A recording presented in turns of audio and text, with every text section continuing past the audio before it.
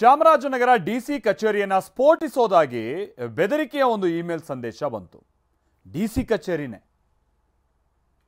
So ಅದು ಹುಸಿನೋ ನಿಜನೋ ಪರಿಶೀಲನೆ ಆಗಬೇಕಲ್ಲ. So ಅಂತ ಪರಿಶೀಲನೆ ಹೇಗೆ ನಡೀತು ಅನ್ನೋದು ನೀವು ನೋಡ್ತಾ ಇದ್ದೀರಾ. 3 ಗಂಟೆಯ ಒಳಗಾಗಿ ಬ್ಲಾಸ್ಟ್ ಆಗಲಿದೆ ಅಂತ ಇಮೇಲ್ನಲ್ಲಿ ಉಲ್ಲೇಖ ಇದೆ. ಜಿಲ್ಲಾಡಳಿತ ಎಚ್ಚೆತ್ತುಕೊಳ್ತು.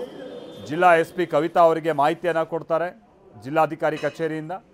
ಇಮೇಲ್ ಖಾತೆ ಬಗ್ಗೆ ಪೊಲೀಸರು ಒಂದು ಕಡೆ ತನಿಖೆಯನ್ನು ನಡೆಸ್ತಾ ಇದ್ರೆ, ಚಾಮರಾಜನಗರ ಸೈಬರ್ ಪೊಲೀಸ್ ಠಾಣೆಯಲ್ಲಿ ಕೇಸ್ ದಾಖಲಾಗಿದ್ದು ಆ ತನಿಖೆ ನಡೀತಾ ಇದ್ರೆ, ಮತ್ತೊಂದು ಕಡೆ ಪರಿಶೀಲನೆ ಕಾರ್ಯ ಕೂಡ ಬಹಳ ಜೋರಾಗಿ ನಡೆದಿದೆ.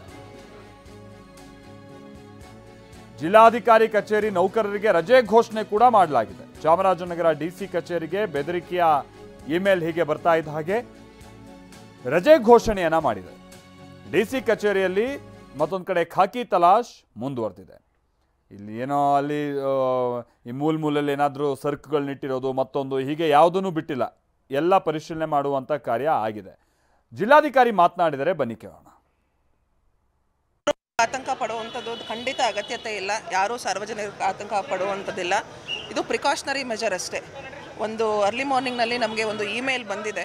ಸೊ ಈ ರೀತಿ ಬಾಂಬ್ ಇಟ್ಟಿರೋದ್ರಿಂದ 3 ಗಂಟೆ ಒಳಗಡೆ ಎವ್ಯಾಕ್ಯುಯೇಟ್ ಮಾಡಿ, ಅದಲ್ಲ ಅಂದರೆ ಕಾನ್ಸಿಕ್ವೆನ್ಸಸ್ ಇರುತ್ತೆ ಅಂತ ಈಗಾಗಲೇ ಬೆಳಗ್ಗೆನೇ ಸೆನ್ ಪೊಲೀಸ್ ಸ್ಟೇಷನ್ಗೆ ಕಂಪ್ಲೇಂಟ್ ಕೂಡ ಕೊಡಿಸಿದ್ದೀವಿ.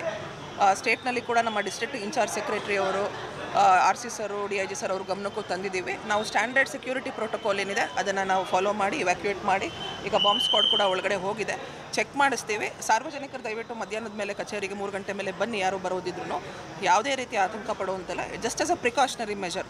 ಅದು ನಿಜನಾ ಸುಳ್ಳ ಅನ್ನೋದನ್ನ ಪೊಲೀಸ್ನವರು. ಮತ್ತೊಂದು ಕಡೆ ರಾಯಚೂರು ಜಿಲ್ಲಾಧಿಕಾರಿ ಕಚೇರಿಗೂ ಬಾಂಬ್ ಬೆದರಿಕೆಯ ಒಂದು ಇಮೇಲ್ ಬಂದಿದೆ. ಇದೇನು ಒಂದೆರಡು ರೀತಿಯಾಗಿ ನಿಲ್ಲಂಗೆ ಕಾಣ್ತಾ ಇಲ್ಲ. ಈ ಹಿಂದೆ ಎಲ್ಲ ಸ್ಕೂಲ್ಗಳಿಗೆಲ್ಲ ಹೆಂಗೆ ಕಳಿಸ್ತಿದ್ರು, ಈಗ ಹಂಗೆ ಜಿಲ್ಲಾಧಿಕಾರಿಗಳ ಕಚೇರಿಯನ್ನೇ ಟಾರ್ಗೆಟ್ ಮಾಡಿದ್ದಾರೆ. ಅಪರಿಚಿತನಿಂದ DC ಕಚೇರಿಗೆ ಬೆದರಿಕೆಯ ಇಮೇಲ್ ಬಂದಿದ್ದು, ಪೊಲೀಸರು ಕೂಡ ಭೇಟಿ ಕೊಟ್ಟಿದ್ದಾರೆ, ಪರಿಶೀಲನೆ ನಡೆಸಿದ್ದಾರೆ.